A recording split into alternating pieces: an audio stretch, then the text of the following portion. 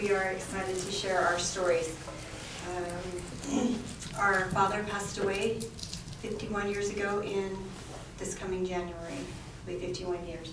So Kirk, Shannon, and Brad were all just babies, and so none of the grandkids know him. And so we're excited to share our stories. In just a second, we'll have a prayer. Mine would be scatterbrained, so I was just trying to help you out. That's okay. His story is one of hardship, sacrifice, war, tragedy, and addiction, but it's also one. It begins, sorry. But it's one of forgiveness, redemption, happiness, and lots of love. Merwin's going to give us our opening prayer, and then Sherry will do the life sketch. Then Robert will speak, and then Jackie will speak, and then it'll just go chronologically. Go down. I thought Jackie was singing, not. Yes, and Jackie will sing again. We'll leave before it even begins. So go ahead, Merwin.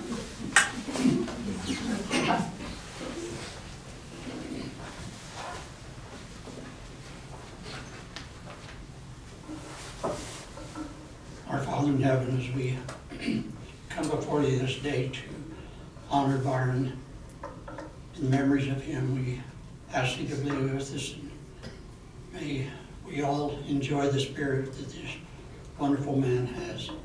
We pray that thou will always bless us, that we might be close as a family and be able to enjoy memories together.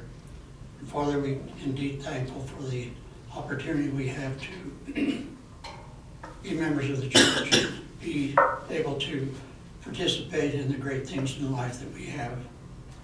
We pray that thou will bless those who are able to speak, that they might be able to and speak in the manner that they wish to. At this time, we'd also like to bless the food, that it might nourish and strengthen their bodies, and we're so thankful for it. We love thee so much, and we say this in the name of Jesus Christ, amen.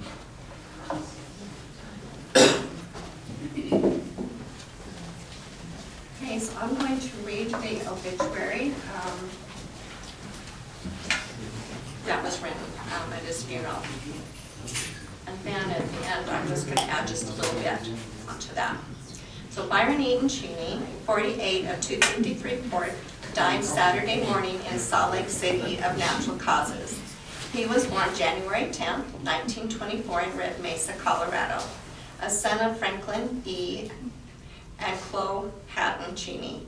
He was married to Goldie Peterson March 1st, 1947 in Pocatello, Idaho. The marriage was solemnized in the Logan LDS Temple January 10th, 1962. He worked for 22 years as a brakeman for the Union Pacific Railroad, retiring in 1968. And he was also a self-employed electrician. He was a World War II veteran, serving with the U.S. Army in France, Germany, and Belgium. He spent his early days in Colorado, moved to Delta, where he went to high school, and came to Ogden 28 years ago. He had attended Weber State College and went to electrical trade school in Kansas City. He was a member of the LDS Lowman View Board. He had been Elders Quorum President and Secretary, and had been assistant to the Sunday School Superintendent. He was a member of the Brotherhood of Railway Trainmen and the Robert Burns Purple Heart Order of Salt Lake City. Okay, and then Byron and Goldie lived in Ogden, Utah, where they started their family. They had Jackie, Robert, Kathy, Bruce, and Glenn. They moved to Montpelier, Idaho in the summer of 1955 to 1959. They moved back to Ogden and bought a home at 253 4th Street. There they had Sherry and Jolene. Byron loved to sing and play his guitar. He enjoyed playing and singing with his brothers. He was diagnosed with ALS, amyotrophic lateral sclerosis, also known as Lou Gehrig's disease, in 1967. ALS is a nervous system disease that weakens muscles and impacts physical function. He had it for 5 years before he died January 15th, 1972, 5 days after his 48th birthday. Byron now, let's see, you know what, I kind of wanted to do a little game. So I want to know if you can guess how many, this is just grandchildren and great-grandchildren and great-great-grandchildren all together. There's 29 grandchildren. So all together, total, throw out a number. 124. No?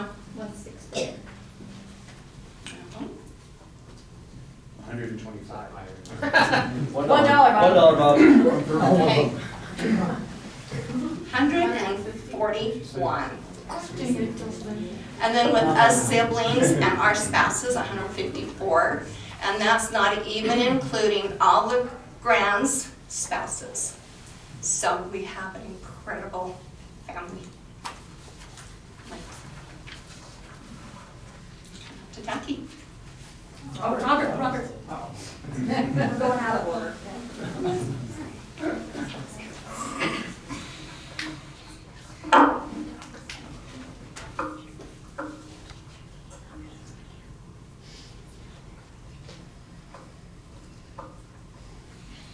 Thank you so much for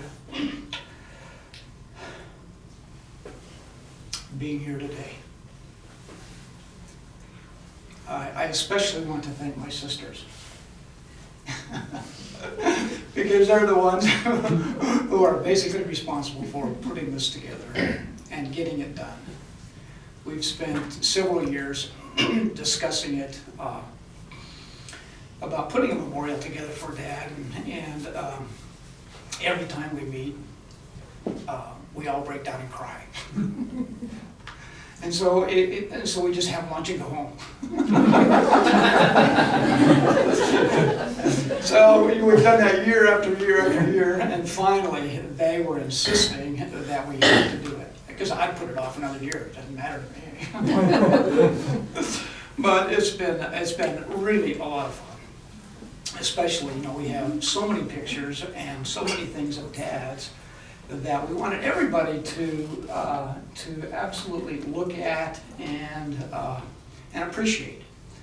Our dad was an incredible guy.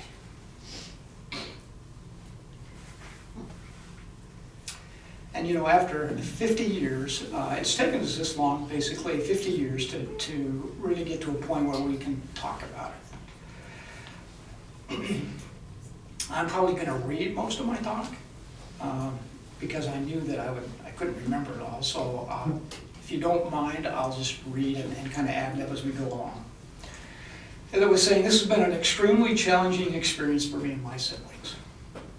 We've been talking about documenting our father's life and history for several years. Every time we get together, our emotions make it very difficult for us to discuss. Our intentions were always honorable. However, it was easy to put off for another year. I would have put it off again this year, except for my sisters, again, were fairly persistent. It's been over 50 years since our dad passed away, and this seems like an appropriate time to celebrate his life. Christmas time was always a magical time.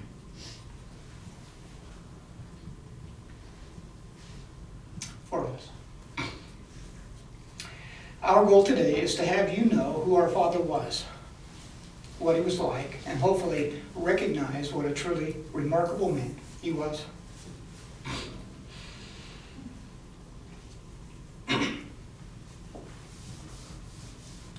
We are very fortunate that all his children are still alive and of sound mind. Some question mine and Bruce's. However, you can judge for yourself.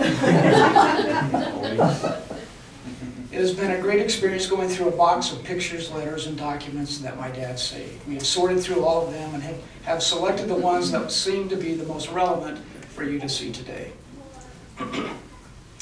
The pictures are probably the most sentimental for most of us because we can relate to them and relate to the time period, and our memories rush back to what we were experiencing at that time. And we've got a lot of great photographs to look at. All of us have mixed feelings about our childhood. We lived through some very challenging times, like a lot of families. However, there were a lot of wonderful experiences as well. Age has a way of tempering feelings.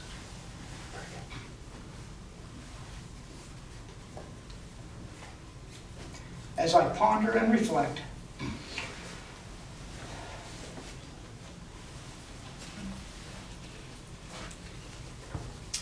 on my childhood, I have a better perspective and understanding of the challenges that Dad faced.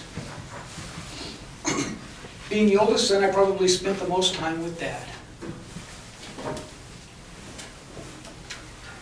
One of my earliest memories was when I was about 4 years old. I got a Lionel train for Christmas. What a great time. What a great time we had putting it together and running the train. That was also my first exposure to electricity. As I plugged in the transformer and held onto the prongs, I got quite a shock. I suppose that was appropriate because my dad exposed me to both of his vocations at the same time. He worked on the railroad and was an electrician. Over the years, I would often go with him to do electrical jobs. I learned a lot from him about electricity, which has been really helpful for me, and work ethic. When I was older, I would occasionally go with him on a railroad run to Green River, Wyoming. He was a brakeman and would periodically take a passenger run. We would usually leave Ogden in the late evening. I would sit in the passenger car while Dad performed his duties. Once we arrived in Green River around midnight, we would go to breakfast. And then after breakfast, we'd go to a dormitory and would sleep for a few hours before returning home. I loved to ride the train. Our family loved to ride the train, and we would oftentimes go to Nampa, Idaho on the train to see our relatives. My dad loved to hunt and fish. One of my favorite memories was when we lived in Montpelier, Idaho. He still worked for the railroad in Ogden. On the weekends, he would come home, sometimes very late. He would put a mattress in the back of a panel truck that he drove. It was pink, by the way, sort of pink. And I would sleep while he drove to one of his favorite fishing holes on the Blackfoot River. What a wonderful experience it was to spend time with Dad while he taught me how to fish. We would also go deer hunting quite often.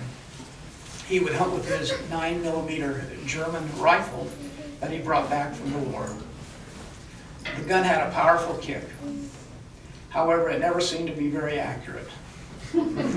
He would occasionally shoot a deer and then show me how to properly dress it out. My favorite memories of Dad were when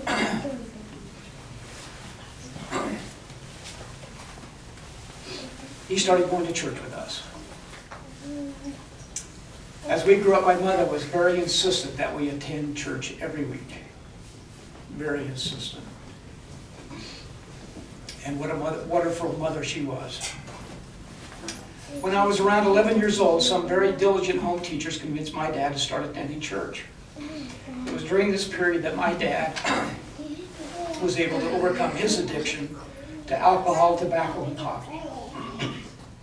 He soon became an elder, and we were all sealed in the Logan Temple.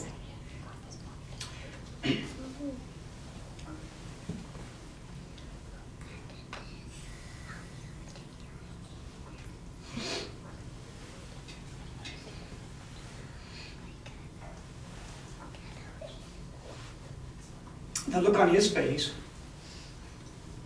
as 6 of his children and his beautiful wife knelt with him at the altar was priceless. And I'm sure we still remember that experience. My dad soon became Elders Quorum Secretary and eventually became Elders Quorum President. Church had become central to his and our lives. He made temple attendance a priority. The transformation for our family was remarkable.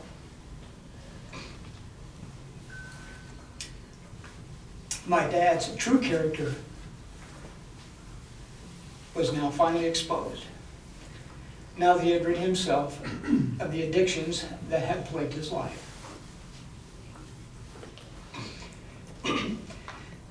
Dad faced several extreme challenges in his life that he dealt with extreme dignity. The first was going into the Army during the Second World War. Dad entered the military on January the 9th, 1943, one day before his 19th birthday. He was sent to Camp Hood, Texas, for training where he was assigned to the 823rd Tank Destroyer Battalion. His unit was eventually deployed to Europe to fight the Germans during World War II. He arrived in England in April 1944 and landed at Omaha Beach on June 24th, 1944. His discharge papers show that he fought in 5 major battles and campaigns, including Normandy, northern France, Ardennes, Rhineland, and Central Europe. He was awarded with 5 medals, in addition to 2 Purple Hearts. While the war officially ended in May 1945, Dad continued to be deployed there until the 27th of November 1945. He arrived back in the United States on the 3rd of December 1945 and was eventually discharged on the 11th of December 1945, nearly 3 years after he entered.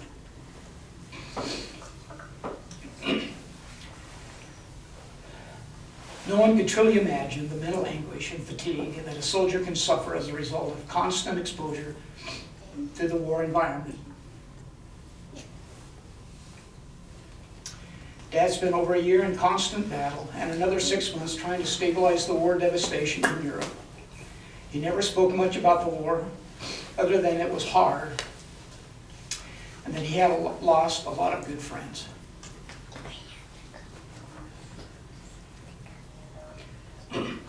One of his good friends from Ogden, named Robert Checketts, was killed in the war. I was named after him out of respect and love.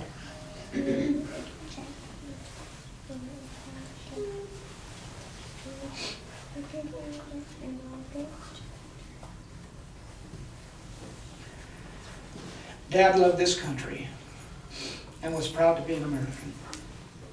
The second major challenge that he faced was in 1967 when he was diagnosed with amyotrophic lateral sclerosis. It is a progressive nervous system disease that affects nerve cells in the brain and spinal cord, causing loss of muscle control. Eventually, ALS affects control of the muscles needed to move, speak, eat, and breathe. There is no cure for this fatal disease. Once diagnosed with the disease, you usually only have 1 or 2 years to live. Dad was able to live for 5 years with the help of the VA hospital. Over the next 5 years, Dad was in and out of the VA hospital for care and treatment. When he was home, he used a portable breathing machine to help him breathe. He eventually succumbed to the disease and died on January the 15th, 1972. In spite of the debilitating effect of the disease, my dad always maintained a positive attitude. He cherished whatever time he had with his family. I believe that he felt blessed to have such a loving family. He knew that he had changed his life and did what he could to serve those that came to know him. Most important was that he had been civil to his family. My dad was a true hero to me.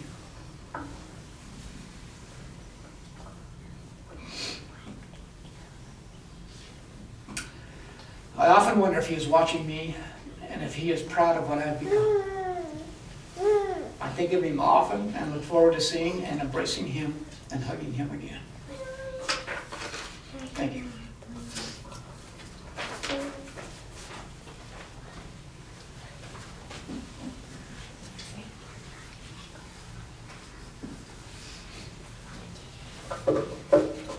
Hang on. My lips will stick together. Okay. I am the oldest. He went first, but I am the oldest of 7 for some that don't know. Of course, I'm having a lot of trouble remembering a lot of the childhood that I had, and Robert says, you know what, he remembers things very vividly. But I really struggled, but I really prayed hard.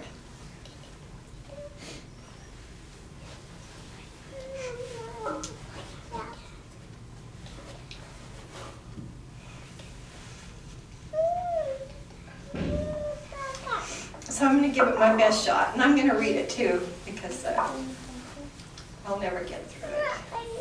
Anyway, I do remember some of the first things that I do remember. My dad, he whistled all the time. And I thought everybody's dad whistled. I thought everybody whistled. You know, when you get older, you kind of like, that was not normal, or that was different. Oh, wait, it's not just a regular whistle. It was a unique whistle, and Robert does it. Will you do it? No. I have no idea. Well, I could whistle, but having like different teeth up here, I don't whistle like I used to. But my mom did tell me that when I was 1 year old that I picked up whistling. So, let me see. Oh, he also had a toothpick in his mouth all the time too. When we lived in Montpelier in the 50s, every once in a while, or great while I should say, Daddy would take us to an outdoor drive-in. And if we got to do anything, that was the biggest treat. We didn't do a lot of things. And going to the drive-in was just awesome. And but he would go into the little, what do you call it, the little snack bar, and he would bring back licorice. And it's the licorice that was in the candy bar, and then you could peel it. And then he would buy his popcorn, and those are my two favorite things today. Don't ask anybody. And I think it's because it's such a good memory.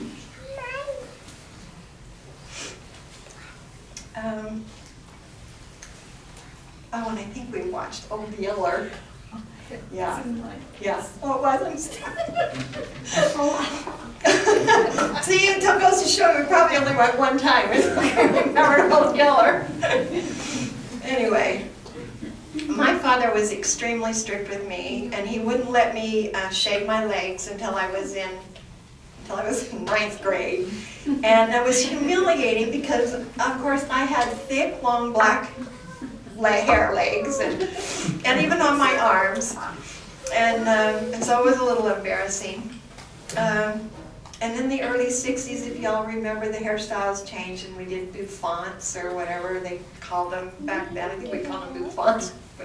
It's when you rat your hair or back comb your hair. Beehive. Yeah, beehive, and you spray your hair.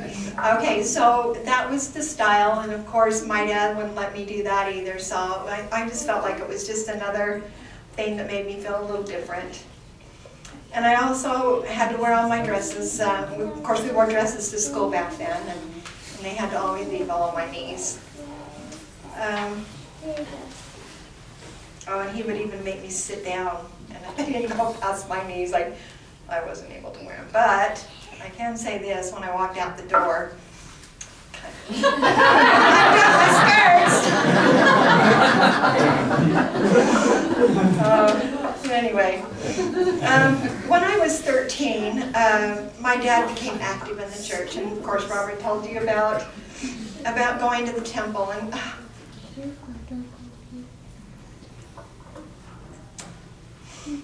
that's why I have such a strong testimony and why it's so important for me.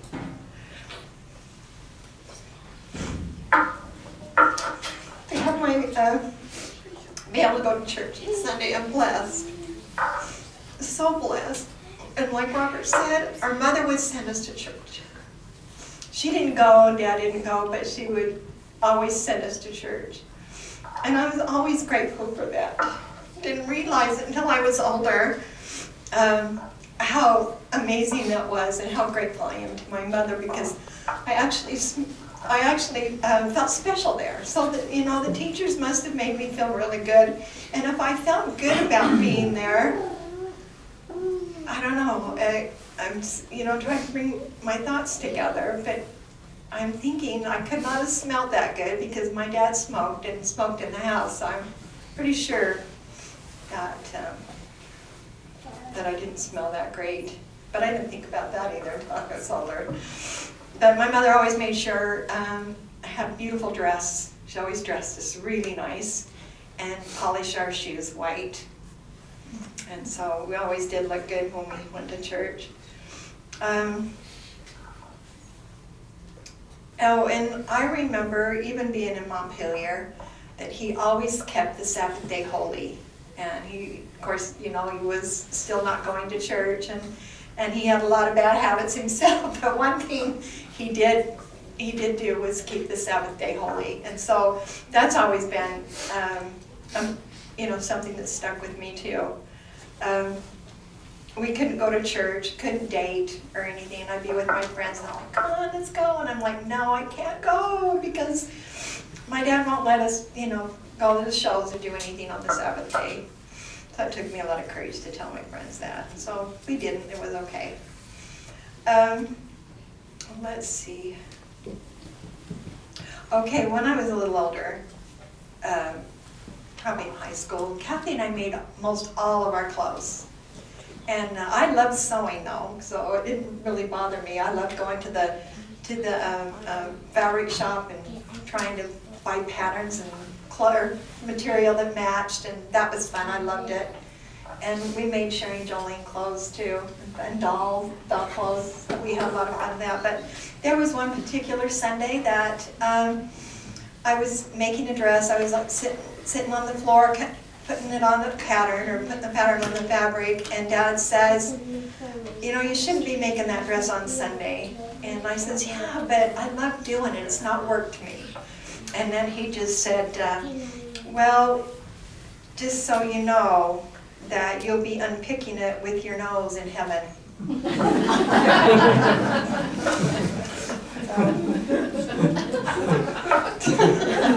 Anyway, when I was 16, my friends and I got together at one of their houses, and we ended up playing the Ouija board. Because I had no clue what a Ouija board was, but it didn't take me long to figure that one out and be able to feel the evil in the room. And it was pretty strong, and it was difficult for me to stay in there. But when I got home around midnight that night, I was feeling terrible and sick to my stomach. I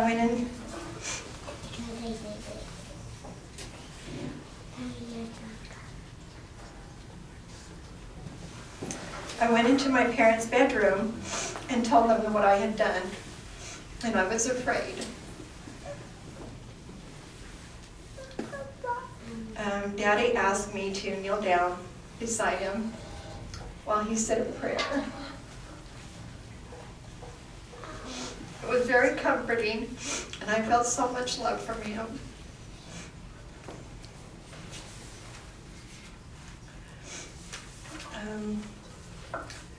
When my father was Elders Quorum president, one of his responsibilities was to work on the church farm.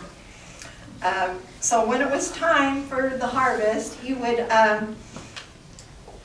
yell at us up to our bedrooms and says, "Come on, we got to go work on the farm." And of course, we're like, "No, we want to sleep in. It's Saturday," and we'd give him a hard time and whine about it. But anyway, he would say, "Well, if I can't get my own family there, how am I going to ask anybody else to go and help?" So we went, but after we were there, we had so much fun because there was lots of kids there, and we really had a good time. We usually picked beans or tomatoes, I think. Let's see. Oh, and then we also went to the cannery, which I'm so grateful to them for showing an example of what service was all about, because I still like going to the cannery. Of course, the last time I went, I was on my feet for 4 hours, and so I was down for 2 weeks after that. But I am getting old. I may not have to, or be able to retire, or I may have to retire that. But I loved going to the cannery with them. It was just amazing. It was just such an impact on my life. Of course, Merwin says the same thing about Dad, and the live wires. But I did hear many stories from people that he would just touch a live wire, put his finger in the plug. It was just nothing. But yeah, it was just one thing a lot of people remember about that. But my dad made a lot of good changes, and things got so much better in our family. Sundays became a favorite for me. I was used to going by myself and sitting with my friends. So it was such a big deal for our family of 9 to sit and fill the whole center row. We were usually the last to leave church because my dad loved to socialize. Sometimes we ended walking home because, especially one thing, this is not a big deal to you guys, but it's when the Beatles became popular and we had to hurry home, watch TV, and watch them on the Ed Sullivan Show. So we'd say, "Dad, please don't stay and talk," but that was just his thing. People loved him. He was always giving service, and you could tell that he had a deep love for others. He had a great faith, and he had a beautiful testimony, and he tried to give 100%.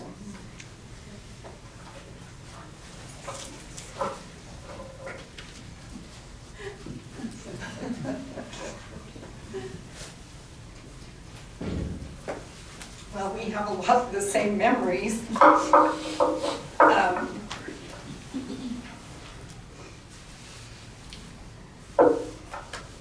First of all, I'd like to say that I was the favorite. Now, Robert thinks he was the favorite, but I truly was. But then she was. But I know that we all felt that we were the favorite because he made us all feel special and important and loved.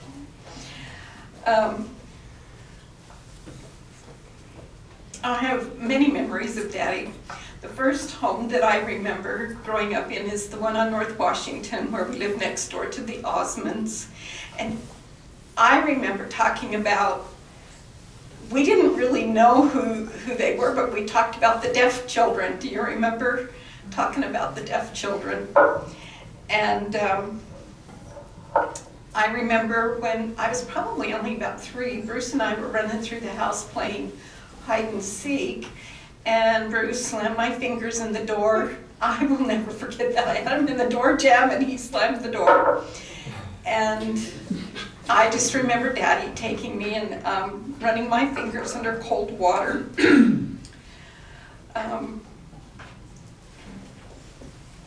And one of the another first memory was when we would go to the movies, and it was old. That's what I remembered was Old Yeller and black licorice and popcorn.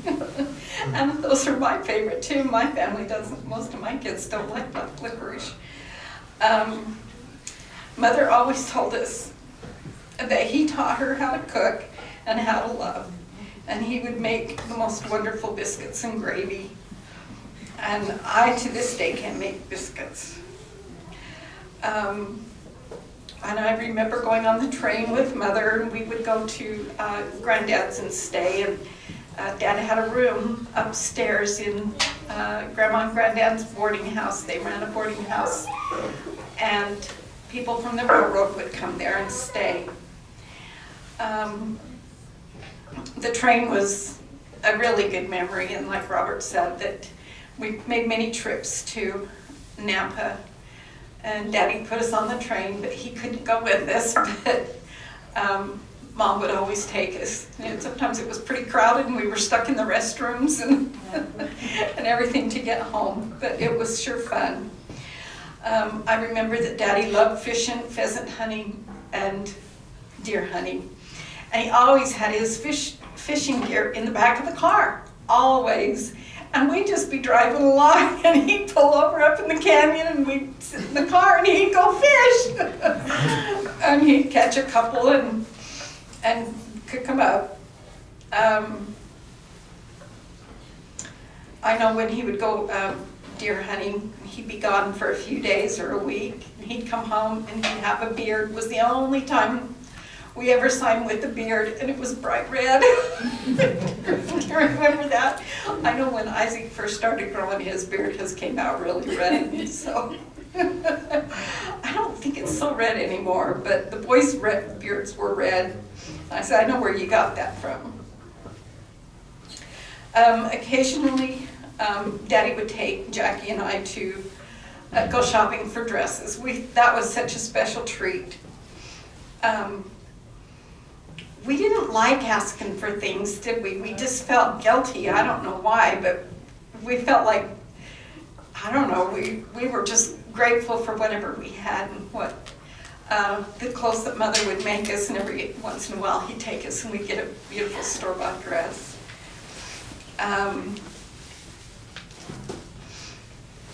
We went on a lot of camping trips, and we would load up the station wagon, wait to the top, just stuff it full, and we'd go up camping somewhere by Pineview Dam, and we slept just out in the open in the dirt by the river, and Mother would make tinfoil dinners for us, and that was always a good time. Growing up, we had chickens. This was on 4th Street. We always had chickens and ducks and rabbits, and of course our dogs, Trixie and Sam, and all their babies.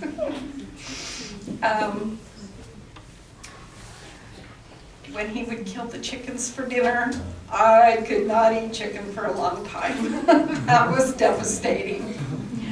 And one time I think he even killed a rabbit, and that was our pet rabbit. We couldn't eat that. I know none of us could eat that rabbit.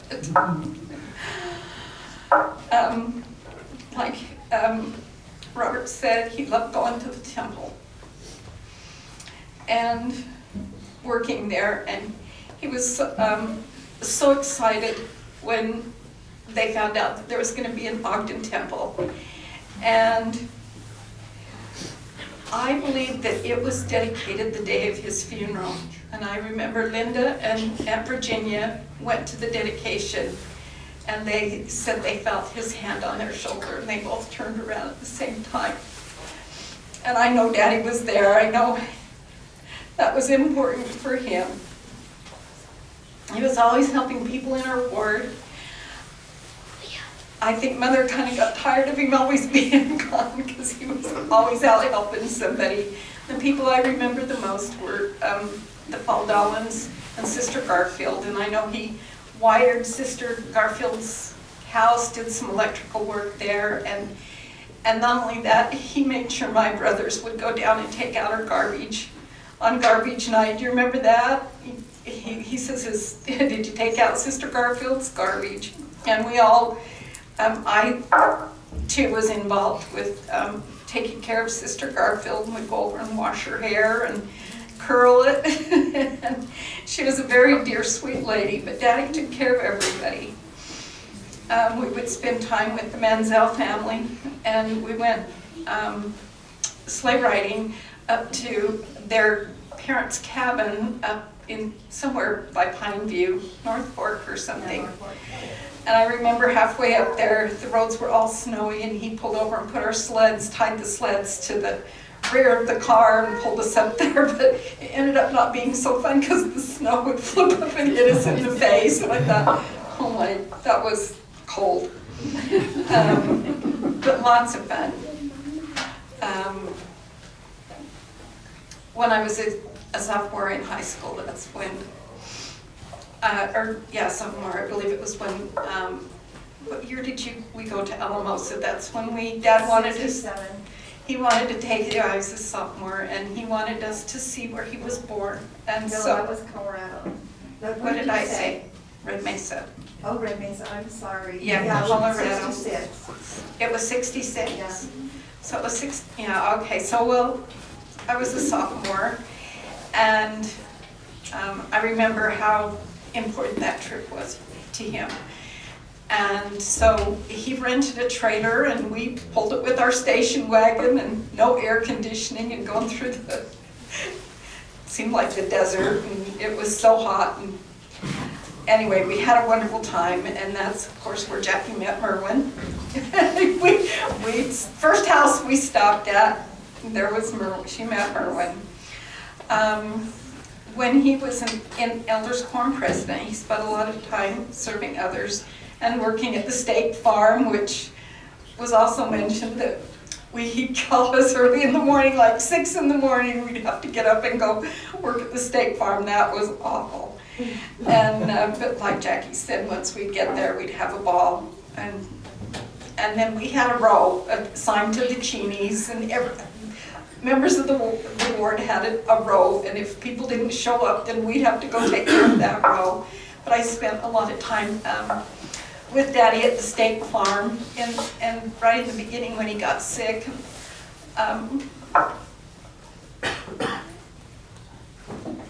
The first time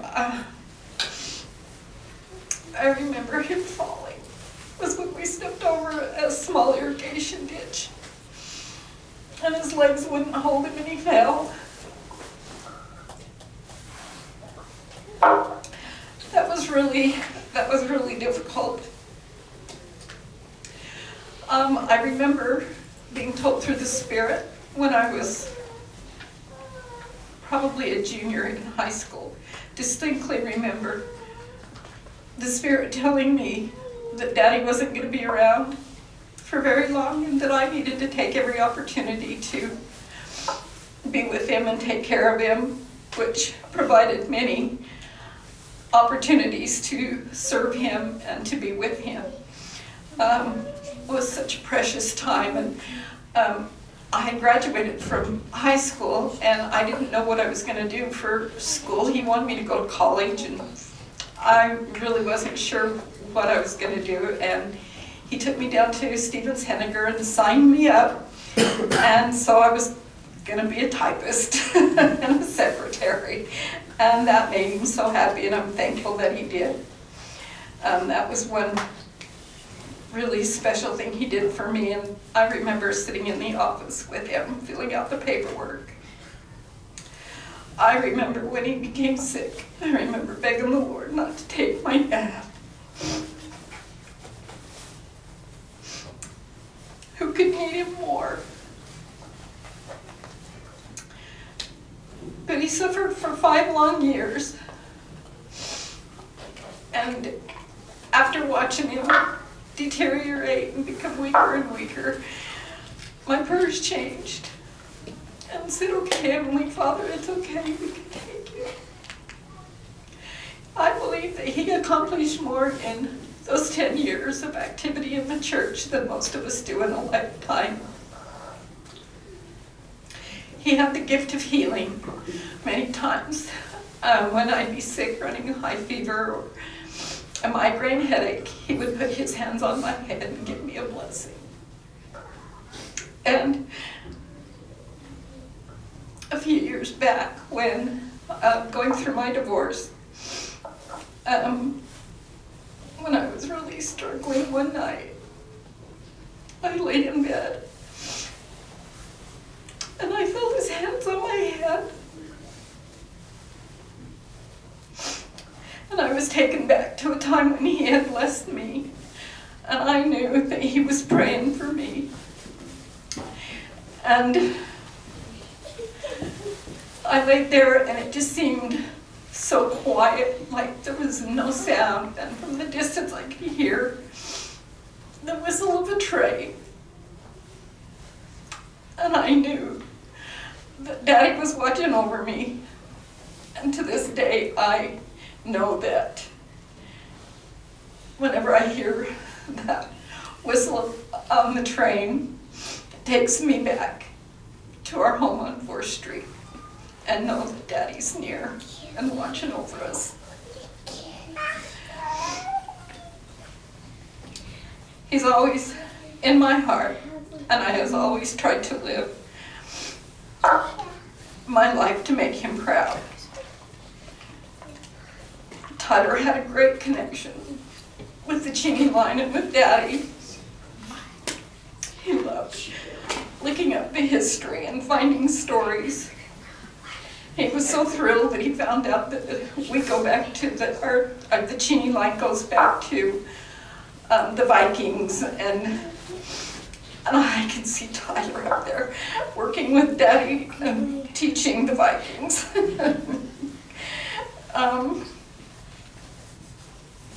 I know that Tyler is with Daddy, and Daddy was there to greet him when he left this life. He put up a valiant fight against ALS. He has left us a legacy of love for family and serving others. Jolene once said that Daddy knew that he couldn't be here for us. And so he was just going to send us an extra amount of love. And I love my brothers and sisters with all my heart. They'll do anything for you. They are just the most amazing people. And how blessed I am to have each one of you in my life.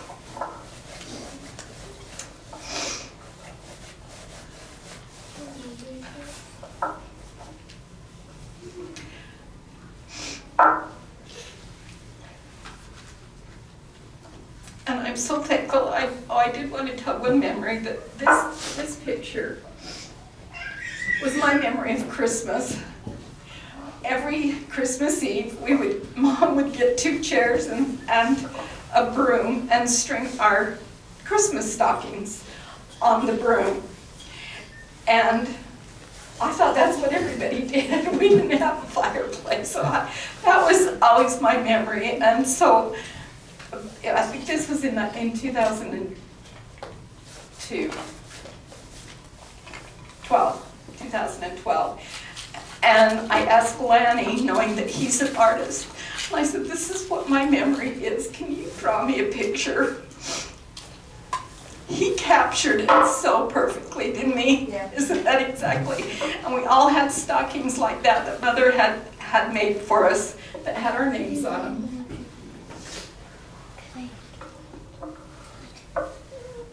Daddy was an amazing man, and Mother was an amazing mother. And I'm so grateful for the legacy that they've left us.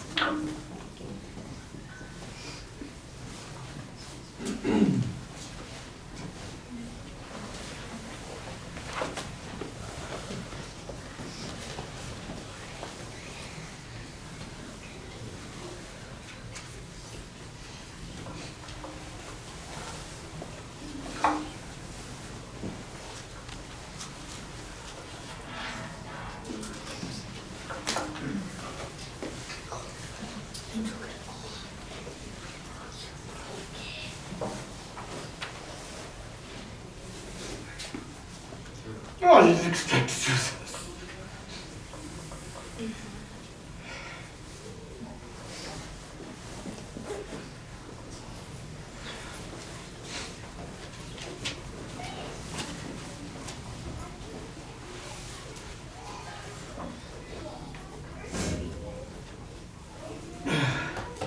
I don't have the memories that they have of Dad, and I don't know why. Ann knows I got a lousy memory anyway.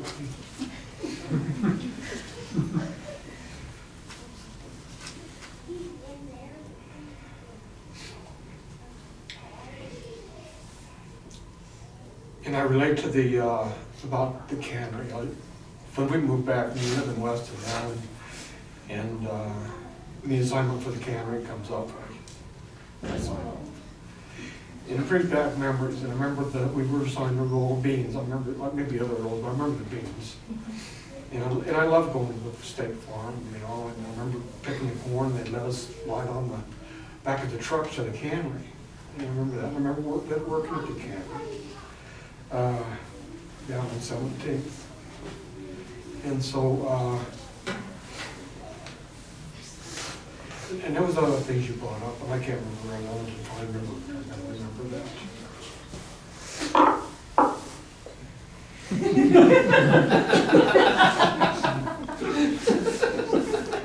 And what Kathy's said about us as siblings, we are so close, and it's amazing that we are, because in seeing a lot of different families out there that the closest we have, it's such a blessing.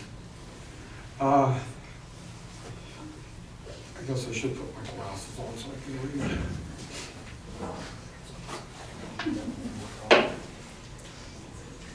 So all I did is I had jotted down at work. I still work, even though I retired from Rocky Mountain Power. I work part-time as a machinist. And so I run parts, and then so if you can relate to that, and a machine is running the parts, I have time to stand there and reflect. And so I grabbed my notebook out of there because we needed to put stuff together. And these same notes are on the website. Other than I made a mistake, and for some reason, when we were talking about, I was talking about going deer hunting, and Dad taking us up, I said Monte Cristo. I had Monte Cristo on my mind, but that's not where we went. We went towards Snow Basin. And if I remember what it's been forever, you go up the hill there and it drops down and then go back up to Snow Basin. But we always went up the first hill. I don't think we ever topped it. And we hunted there. I remember that. I remember Dad pulling in and he'd shut the car off and it's cold, and so we're freezing. But he would say he did that so our bodies would get used to the cold when we actually did go outside when it got light. I guess it was supposed to be better, and I remember that. And another time I remember hunting, and I'm on the way. I don't know if we were up by Heber City or where we were at, but we had Frankie. So there's Glenn and I, you and Frankie. I remember a deer running across the front of the road, and Dad pulls over and Bob, and Frankie jumps out and goes chasing him. You remember that? I remember that. I remember Dad taking us to Flaming Gorge. And so I'll go back to my notes here, but there's a lot of memories I don't remember. But I'll just go through my notes here.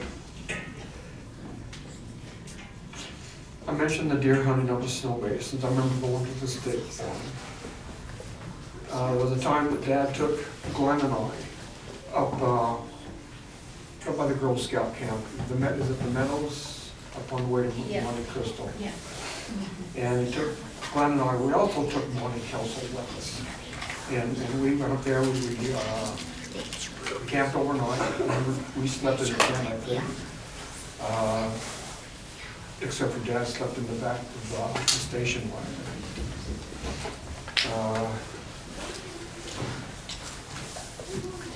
I remember the trip to Red Mesa. I don't remember a lot of the things, but I do remember stopping at Merlin's. And my sister, we had Deanna with us. Kathy and Deanna says, go see if there's any boys. So went up there and I come back and says, yeah, there are boys. So Kathy and Deanna ran back into the trailer to get all cleaned up. Jackie just left and went up to the house. And obviously you know the rest of the story. But I remember that. I also remember the trip back to Alamosa, or to Alamosa, and going to the sand dunes. And we have a picture. This is what we were talking about. Anyway, I remember there's a picture that was taken of 4 generations. I don't know who has that picture. Granddad, Merlin, and Dad, and Cook. It was in the trailer, like 26th Street. I don't know if that picture exists somewhere. Yeah, I think it does. I remember it. Yeah. But that was one of the things we were talking about. I had to remember. Remember Dad sitting on the back of the station wagon and Joel looking over that picture.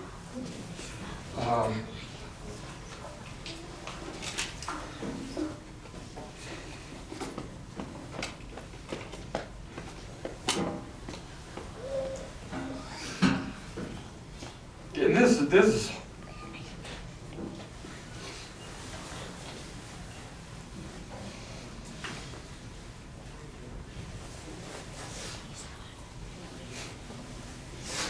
and you're right about Dad. He never complained about his health. He was always positive.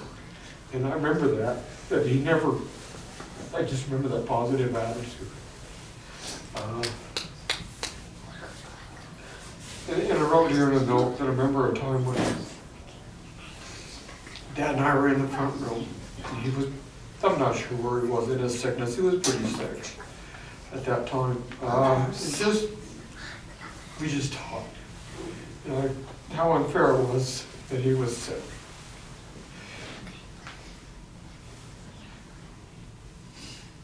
I remember him and I both crying.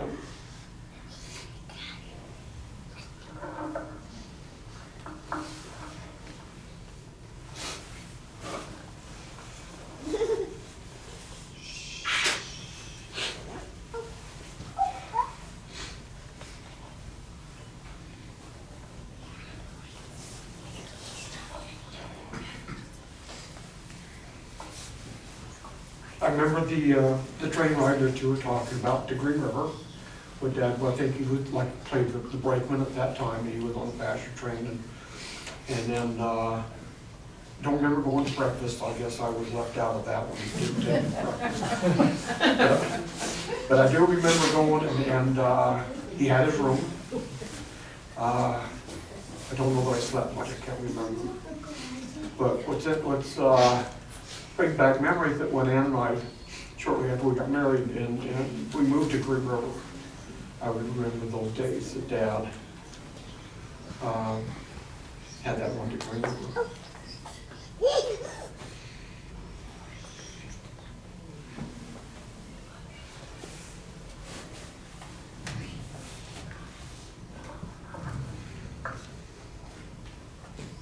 I remember going fishing in Willard Bay. There's the channel out there. I haven't been on Willard Bay for so long. There's a channel I looked on the south end. You go to Smith and Edwards, you turn down there. We'd go fishing there. I think Brother Owens might have gone with us, and we just cast out there. And people on the other side of the canal, you'd sometimes snag their hook, and I think you just trying to snag, I don't know what we were trying to snag, pike or something. I don't know. Remember that. I remember the drives to the VA with Mom and picking Dad up. I remember going in Cecil. Oh, yeah? Huh? Valen, Cecil Valen. I don't know, I should remember Cecil.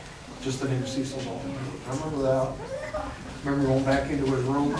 There was more where there was a few beds in there. I don't know how many people were in there.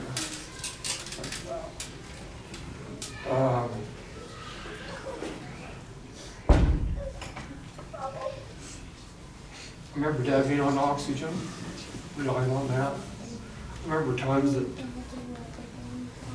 and I don't know, maybe I shouldn't say this, but you know that when he had to go to the bathroom, that he couldn't get off the toilet once.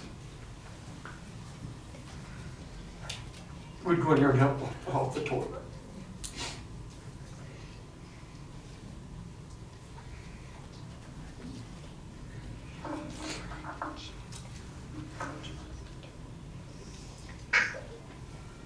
I remember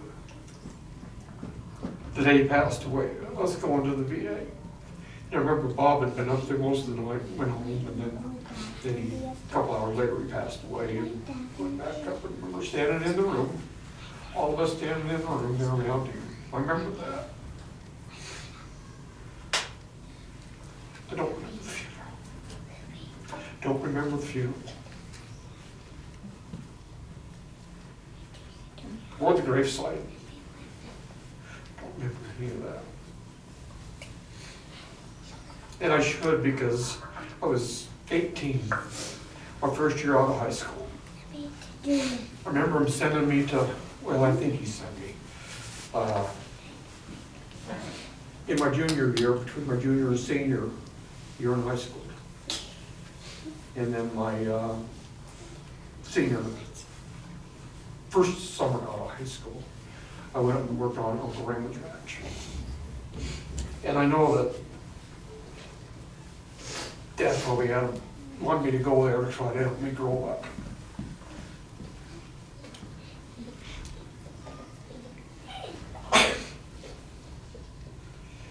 So it was after that last summer that I came back, and Uncle Raymond says, you probably ought to stay there. Because he knew Dad was on his way out, I think. And so when I came home in like August or September, I stayed, and then of course Dad passed away in January following that. But that's all the notes that I have.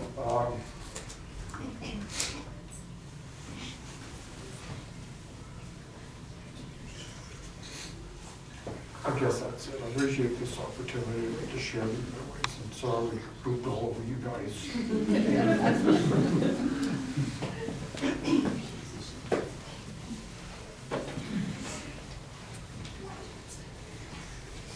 Well, these guys got a lot more memories than me. Some of my memories.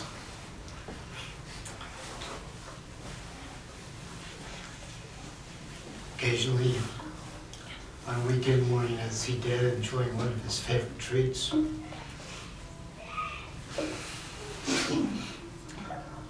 was a Danish roll that he just put a slice of cheese on it and heat it up and just melt the cheese just right. And the action on his face they had, that was really nice. I still remember that it was really good, too, when I found out. So it's really a tasty treat. Another memory is Jeff was the ride up on the Union Pacific, on the train and ride up to the Green River. The memory that I got was going into the privilege of going into where they lay over into that room, is that you'd almost have to cut your way through all the cigarettes. It's just so thick. You had to cut your way in. And once you got in there, there was a table in the middle, and there was a deck of cards on there, and it must have been, it looked like 3 decks of cards. It was so used, just to have 3 decks. So that was one of my memories about that. I never went to breakfast, so I don't remember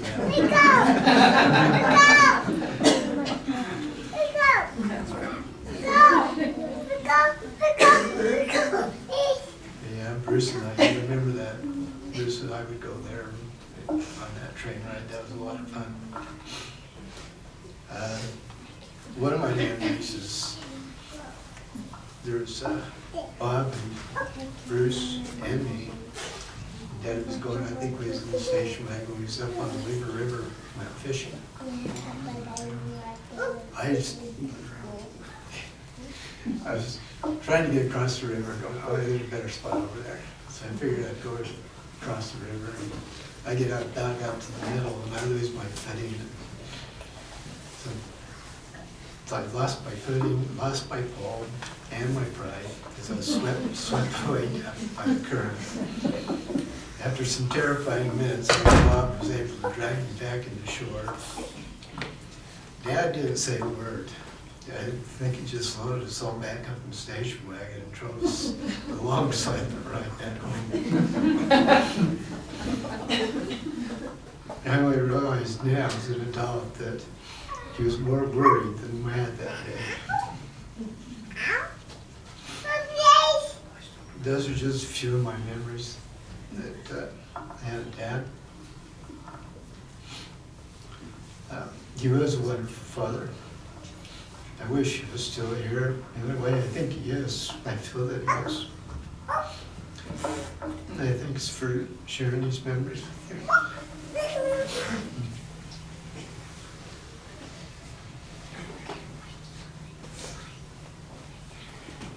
Okay, all morning long, it's like, oh, don't cry, Sherry, don't cry, Sherry. When you this far on down the line, okay. So Daddy died just before my 12th birthday. So all my memories are from just those short years. So I was a 6th child of 7. I wish I had more memories, but the ones I do have, I cherish them with all my heart. When I was quite little, I remember being in church in the foyer. We had sacrament at night, and we were in the foyer of the church. And I went and grabbed what I thought was my dad's leg. It's not my dad's leg. Anyway, I was so embarrassed, and whoever it was went and helped me go find my dad. And they thought that was pretty funny. I was so embarrassed. But I remember going to, this is just one of the best memories. I remember going to the dairy farm to get some milk. Not to the grocery store, kids.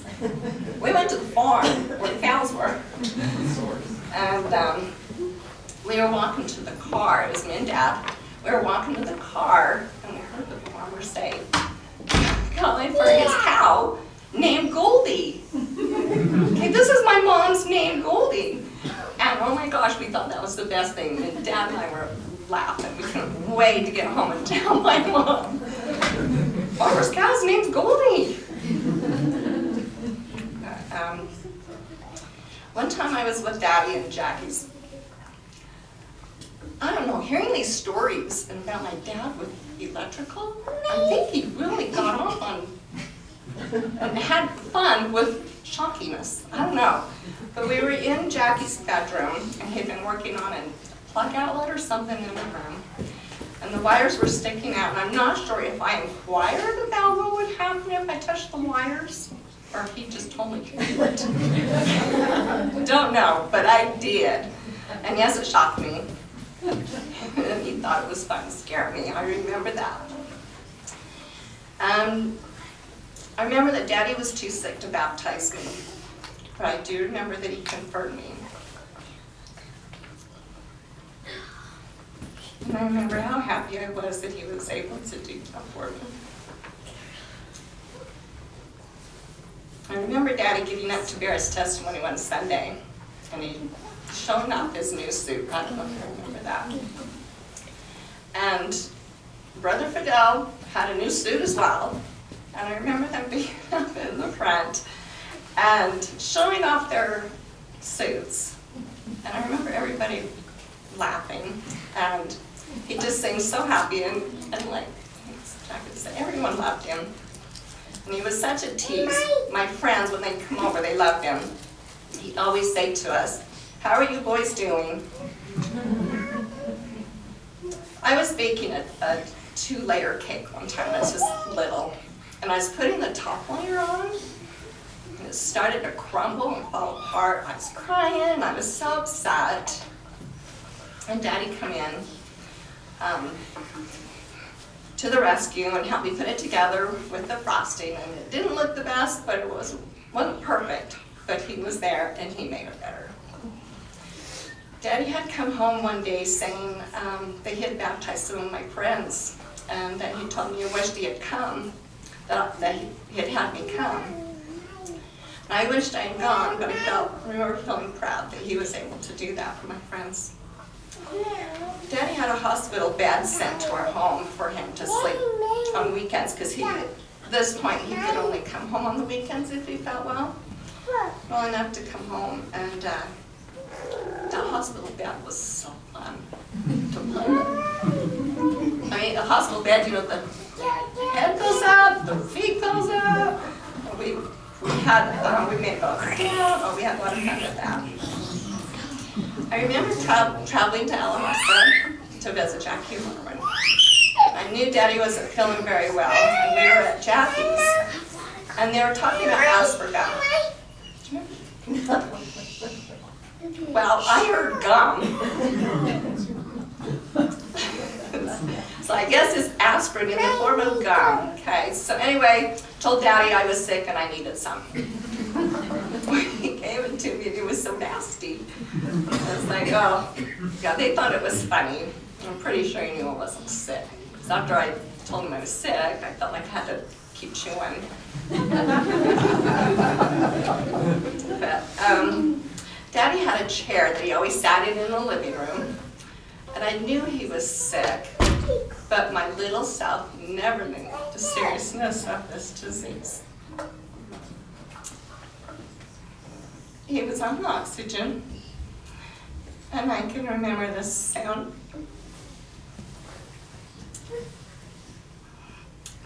of it like it was yesterday. Didn't like that sound. But I remember always looking to see if he was breathing. It would always worry me. One time he was eating an apple, and he started choking. And it scared me so bad. When Daddy was at the VA hospital, they wouldn't let Joe and I go to his room.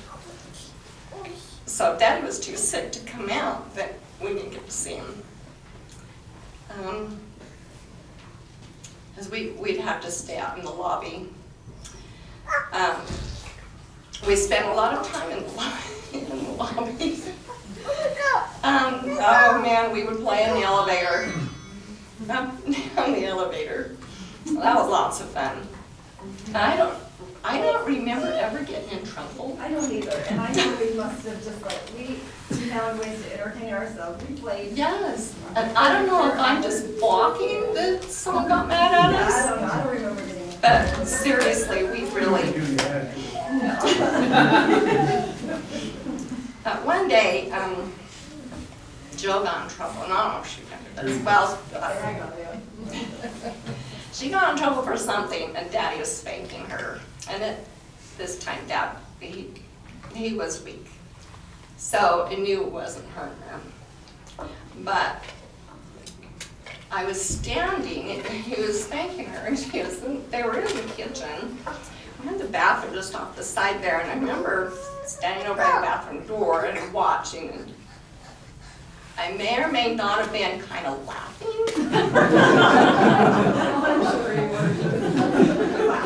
Oh, Daddy saw me, and I got in trouble. Then we had gone on a trip to California on the Amtrak, and that was such a fun trip. Loved to go on the Amtrak. And stayed with Aunt Irma there. We went to Disneyland, and then one of the best memories was going on Pirates of the Caribbean with my dad. And I think of that every time we go to Disneyland. The last time I went to see Dad at the hospital was January 10th, on his birthday. I remember Mom came out and got us saying, Jill was saying that you girls are going to come back and see your dad. I'm so thankful she did because he died 5 days later. I knew one of his favorite hymns was "Oh My Father." And after he died, I was so determined that I was going to learn to play this on the piano. It was kind of a hard song to play. I wasn't that old, but I was so determined to play it and to learn how to do it. And I always feel him near me when I hear that song. Our last Christmas, I remember everyone gathered around in the living room. My dad couldn't be there, but he had a gift for everyone. And I got a little kitty pillow and some little leather moccasins. So my little kitty pillow was over there, and I had a little manicuring set. And we got the moccasins there that Dad made at the hospital. I've got mine, and then my mom's, and Jill has one.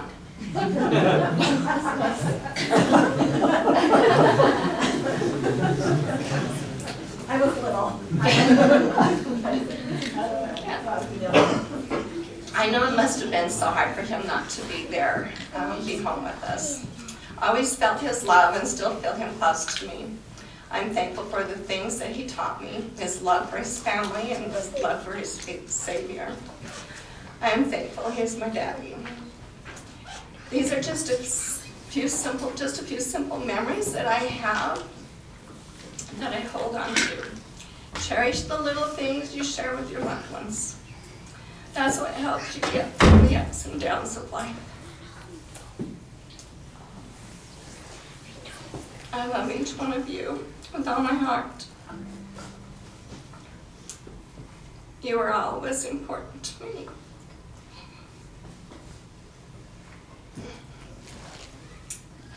I'm thankful for the closeness I have with my siblings.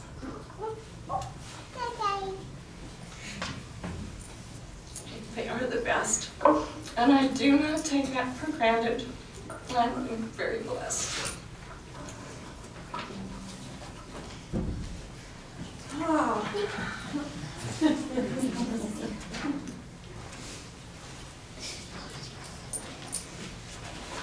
I'm sorry, this has taken a while. You're probably really happy there's not 8 of us. But it's been fun for me because I was 7 when my dad passed away. And so I have some really vivid memories, and I'm so thankful for that. I feel extra blessed to have those memories.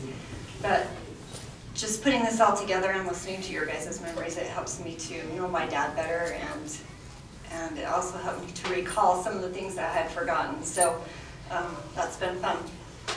But a couple of the stories that I remember really vividly is must have been really naughty this one day, and probably around 3 or 4 years old maybe. And Mom wanted me to take a nap.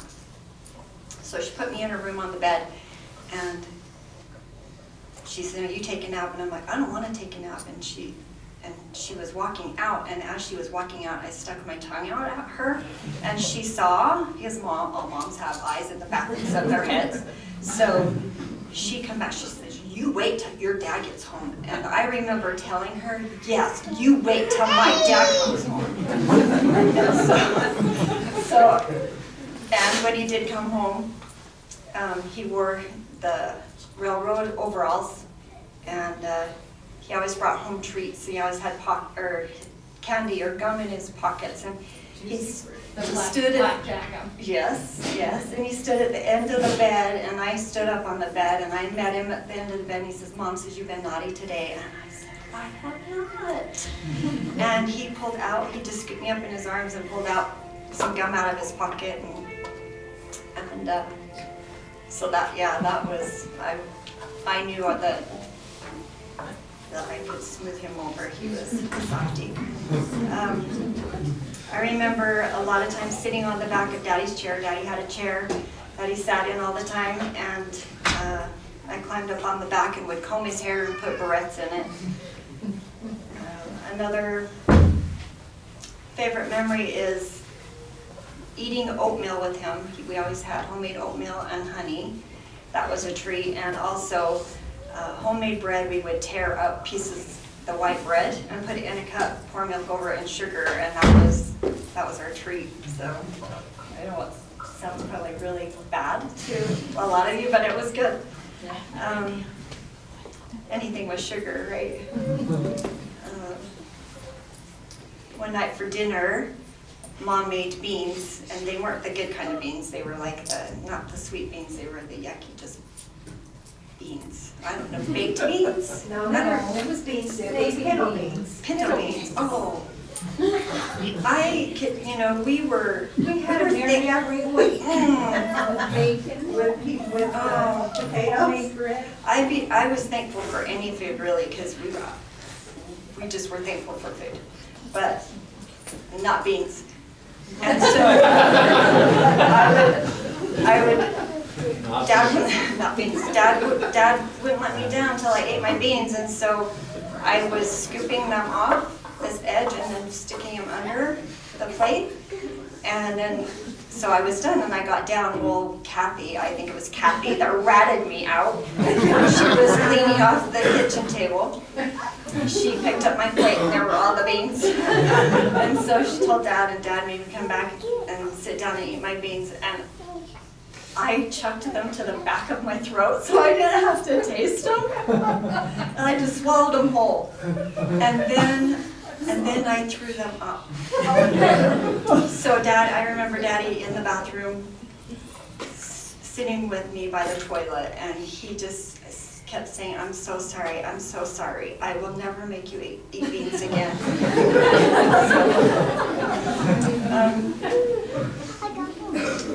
Let's see, I do remember him, we spent a lot of time at the hospital. We entertained ourselves. We would go up and down the elevator, like Sherry said, and they had a phone booth, a built-in phone booth on each side of the entrance where you come in, and they had the little spinny stools. So we just sit there and spin on those stools. But I remember the linoleum, I remember the furniture, I remember the color, I remember everything about that waiting room. We spent a lot of time there. The big, sometimes Daddy would be able to come out and see us, and a lot of times he wouldn't. But the big payoff was stopping at Dee's on the way home. I always got to stop at Dee's. That was a real treat. I remember the boys bringing, when Daddy would come home to stay when he could. Boys would have to bring in his oxygen tank, I remember that, and I remember the hospital bed. I always always slept with my mom. We had our own room, but I slept with my mom a lot when my dad was in the hospital. I remember going to Disneyland, going on the Amtrak. That was the biggest deal. He took us to the train station. They had a little candy store, what was it? Just a little store there, and we got comic books and some candy, and that was a huge treat. And then there's some pictures of Disneyland in this book up here. We just had a few, and I'm sure it was because of Aunt Irma that we were able to go. And it was just such a special memory for me. I think it's weird that your memory was the Pirates of the Caribbean. I don't remember that at all. My favorite ride that I got to go on with my dad was It's a Small World. It's just really, really memorable for me.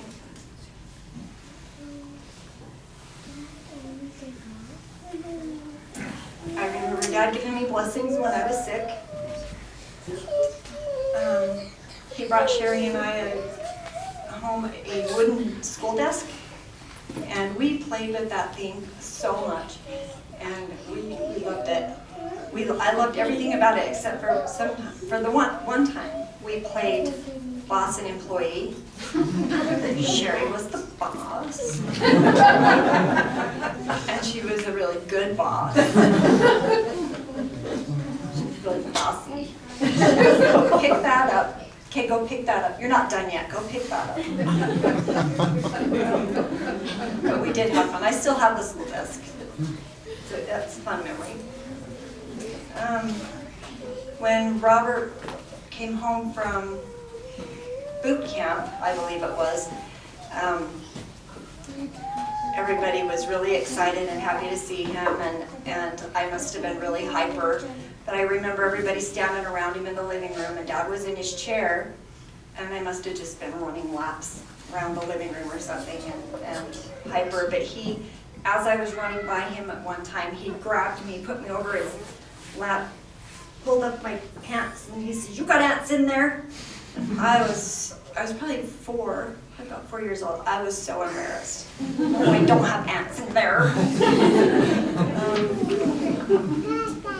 Let's see, Christmas was really magical.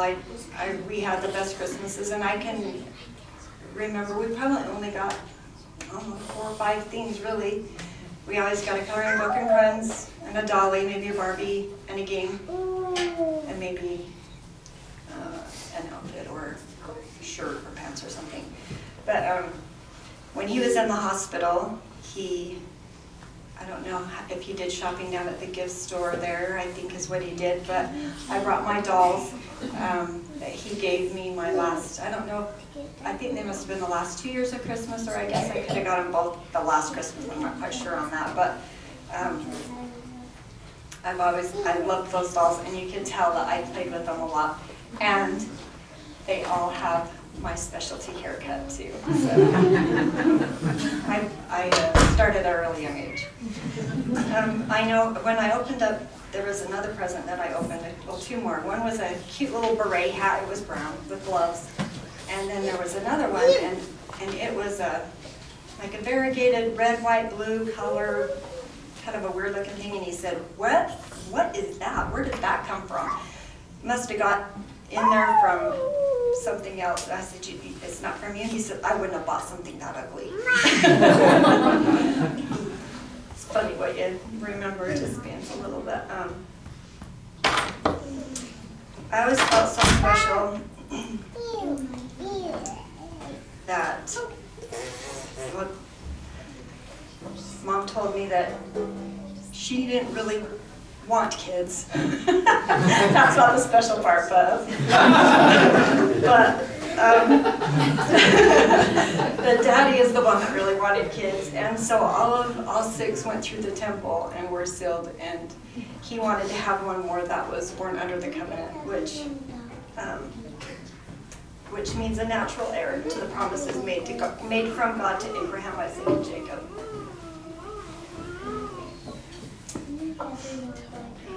That has just meant a lot to me. And as I read my scriptures and learned more about the Abrahamic covenant, it's very special.